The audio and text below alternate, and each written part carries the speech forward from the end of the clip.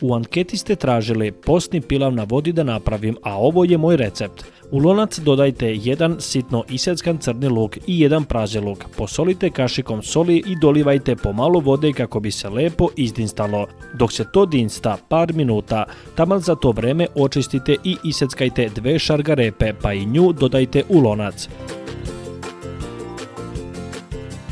Onda isjeckajte šampinjone na željene komadiće, pa i njih dodajte u lonac. Dodajte malo bibera po ukusu i dinstajte dok sve ne bude lepo mekano. Zatim dobro isperite 500 g pjerinča, dodajte ga u lonac i nalijte ukupno 1,5 litara vode. 3 puta više vode ide od pjerinča jer će kasnije isti nabubriti i bit će baš gusto. Začinite po ukusu, a kada je sve gotovo skinuti sa vatre, dodati peršun i ostaviti poklopljeno 20 minuta. Ako vam treba detaljniji recept kao i sastojci koje sam stavljao, pogledajte ceo video na mom YouTube kanalu, a link je u opisu profila. Ako vam se svideo ovaj recept, napišite mi u komentaru vaše mišljenje i lajkujte video.